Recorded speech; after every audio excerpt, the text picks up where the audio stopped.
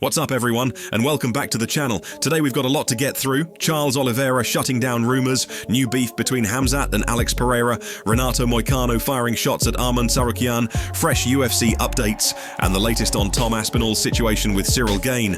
And hey, if you're enjoying the video as we go, a quick like really helps support the channel, and make sure to subscribe so you never miss an update. Let's get into it. Last week, UFC Brazil accidentally tweeted that Charles Oliveira and Max Holloway were booked for UFC 324 for the BMF title. The tweet was deleted almost immediately, but by then, people had already grabbed screenshots. A reporter later said it actually was the original plan before things changed behind the scenes. Well, Charles finally spoke on it. He posted a video to Instagram this morning saying the fight isn't happening in January, he's on vacation with his family, nothing is signed, and the timing doesn't line up. But he did make one thing clear. He wants the fight, Max wants the fight, and the fans want the fight. According to Charles, they're working on the contract, and he expects the matchup to land around March or April. Would you be excited for Oliveira versus Holloway for the BMF belt? A few days ago, Pereira posted that cryptic 2+1 = Shama message. Nobody was sure what he meant. Title defenses, retirement, heavyweight, everybody had theories. Out of nowhere, Hamzat Chimaev finally replied with just -1. No explanation, no follow-up, just classic Hamzat chaos. Would you want to see Pereira versus Chimaev? Who wins that fight right now? Moicano recently went on the Stand Me Up podcast and gave his take on the Justin Gaethje versus Paddy Pimblett interim title fight, and in typical Moicano fashion, he didn't hold back. He questioned Paddy's resume, saying Tony Ferguson had 8 straight losses, Michael Chandler was coming off multiple losses, Bobby Green wasn't in the top 15, and yet Paddy is fighting for a belt. But Moicano didn't stop there. He said the real reason the lightweight division is in chaos is because Arman Tsarukyan pulled out of his January fight with Islam Makhachev. According to Moicano, if Arman fought that night, the division would be moving normally instead of being scrambled by the interim title situation.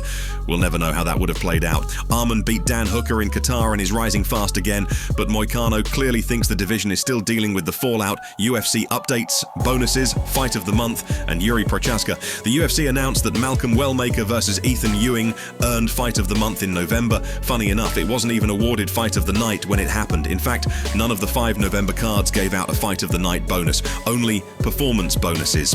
MMA writer Adam Martin pointed out that it might be the first time that's ever happened. He also reminded fans that the $50,000 bonus system has been the same for over a decade, even though the UFC just secured a massive new broadcast deal. Dana White said fighters would get more money, but so far, nothing has changed for 2026. Meanwhile, Yuri Prochaska had some personal news. He and his partner are expecting a child next year. He posted, "Next year, we will be 3. It's an honor and a blessing. Congrats to Yuri."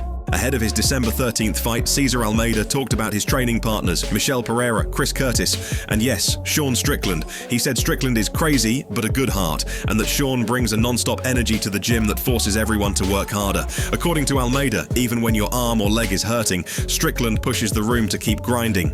Michael Chandler addressed fans asking why he didn't call out Conor McGregor after his recent wrestling match. His answer, he said it made no sense to call out Conor in a different sport, and also, the fight is already locked in. According to Chandler, it's been signed, sealed, and delivered since June 2024 for a June 2026 showdown. He even said McGregor brought in sparring partners specifically to mimic Chandler's style.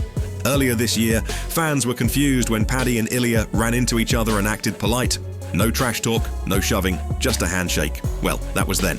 A new clip from Qatar shows the two trading insults the moment they saw each other. Paddy later said Ilia only tries to act tough when he's surrounded by a big group. If Paddy beats Gaethje in January, they could meet in 2026 for the undisputed lightweight title. The rivalry definitely isn't cooling off. Sean O'Malley is a solid favourite in the early odds for UFC 324. Michael Bisping talked about the fight and said he thinks the matchup favours O'Malley because both guys are primarily boxers and Sean usually shines in striking matchups, but Bisping also mentioned the pressure. O'Malley's coming off a tough loss, and a 3rd straight defeat would be a massive setback for his star power and his title hopes. Song is coming off a technical decision win over Henry Cejudo and is 3-2 in his last 5.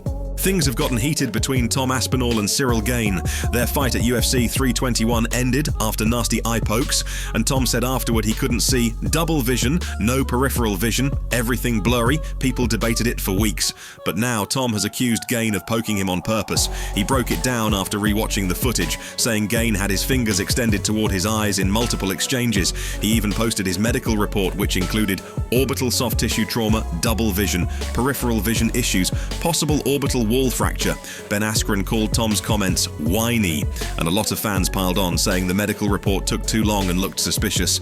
But others defended Tom, saying he was fouled, period, and nobody should be expected to continue against an elite striker with impaired vision. The rematch is still unconfirmed, and Tom says he hasn't trained since the fight because doctors ordered him to rest. Surgery might even be on the table. This storyline is only getting more tense.